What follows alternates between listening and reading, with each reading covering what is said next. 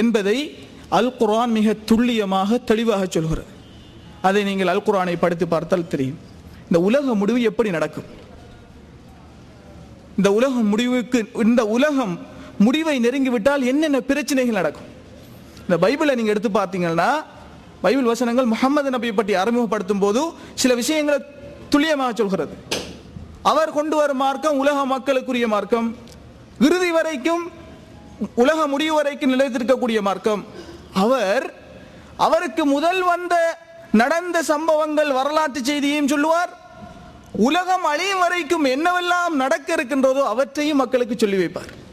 எனவே உலகம் முடியும் வரைக்கும் என்னென்ன பிரச்சனைகள் எப்படி நடக்கும் என்பதை முஹம்மது நபி தன்னுடைய வாழ்நாளில் எல்லாவற்றையும் துல்லியமாக சொல்லியிருக்கிறார். நீங்கள் மறுமை நாள், இறுதி நாள் எனும் தொகுப்பிலே, அதாவது தலைப்பிலே தொகுக்கப்பட்ட நூல்களை படித்தால் விளங்கும்.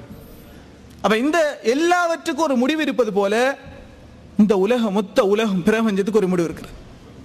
ஏன்? இதில் ஒரு முதல் கட்ட ஒரு நுணுக்கம் இருக்கிறது. என்ன தெரியுமா? கடவுள் மாத்திரம்தான் நித்திய ஜீவன். எல்லாமே அழிந்துதான், எல்லாவற்றுக்கும் அழிவு இருக்கிறது. கடவுள் மாத்திரம்தான் நித்திய ஜீவன். அர் ரஹ்மான் எனும் அத்தியாயத்திலே அல் குர்ஆன் சொல்கிறது, குல்லு மன் அலைஹா ஃபான். இந்த பூமியில் பிரபஞ்சத்தில் இருக்கின்ற எல்லாமே அழியும். வயப்கா வஜ்ஹு ரப்பிக துல் ஜலாலி வல் இக்ராம். முஹம்மதை பார்த்து குர்ஆன் சொல்கிறது, ஸல்லல்லாஹு அலைஹி வஸல்லம், உமது இரட்சகன் மாத்திரம்தான் இறுதியாக மிகுதியாக மிஞ்சி இருப்பான். எல்லாமே அழியும். எனவே உலகம் அழியும். அதற்கு பிறகு விசாரணை. இந்த உலகிலே எப்படி நாம் வாழ்ந்தோம், விசாரணையின் போது சுவர்க்கம் நரகம். இந்த உலகிலே அல் குர்ஆன் வாழ்க்கை, இறை தூதர்கள் காட்டிய வாழ்க்கை வாழ்ந்த மக்கள், அவர்கள் உலகிலே இந்த வாழ்க்கைக்காக பட்ட சிரமம், அவர்கள் செய்த நல்லறன்கள், இவற்றுக்காக நிரந்தரமாக சுவர்க்கத்திலே நீடூழி காலமாக முடிவில்லாத வாழ்க்கையில் விரும்பியதை அனுபவித்துக் கொண்டிருப்பார்கள். அல் குர்ஆன் இறை தூதர்களின் வாழ்க்கை முழுமையாக இல்லை.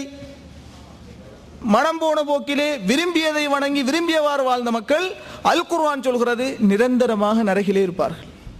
எனவே இந்த உலக வாழ்க்கை, ஏன் நாம் வந்திருக்கிறோம், எதற்காக படைக்கப்பட்டிருக்கிறோம், நாம் என்ன செய்ய வேண்டும், எமது வாழ்க்கை இத்துடன் முடிவடைவதா அல்லது இன்னொரு வாழ்க்கை ஆரம்பிக்க இருக்கிறோமா, எனவே அந்த வாழ்க்கை எப்படி இருக்க வேண்டும், அதற்காக நாம் இந்த இடத்திலே தயார் செய்ய வேண்டும்.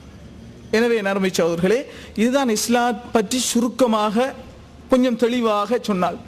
இது பற்றிய விவரங்களை நீங்கள் இன்று நிறைய வசதிகள் இருக்கின்றன, அவற்றை வைத்து நீங்கள் அறிந்து கொள்ளலாம், ஆய்வு செய்யலாம். அல் குர்ஆனை வேகமாக வாசியுங்கள், இஸ்லாமிய நூல்களை வேகமாக வாசியுங்கள். இஸ்லாம் மனிதனுடைய சிந்தனைக்கும் பகுத்தறிவுக்கும் மிக ஒத்துப்போகின்ற, மனிதனுடைய சிந்தனை தூண்டுகின்ற, அவனுடைய உலக வாழ்க்கையை வெளிச்சமாக்கின்ற போதனைகள் மாத்திரம்தான் சொல்லிக் கொண்டிருக்கிறது. அதை நீங்கள் புத்தகங்களை படித்தால் விளங்கிக் கொள்ள முடியும். எல்லாம் வல்ல அல்லாஹ் நம் அனைவரையும் நேரான வழியிலே இறுதி வரைக்கும் செலுத்துவானாக. வஸல்லல்லாஹு வஸல்லம் வபாரக அலா நபியினா முஹம்மத் وعلى آله وصحبه أجمعين والحمد لله رب العالمين والسلام عليكم ورحمة الله. بسم الله الرحمن الرحيم. قل هو الله أحد الله الصمد لم يلد ولم يولد ولم يكن له كفوا أحد.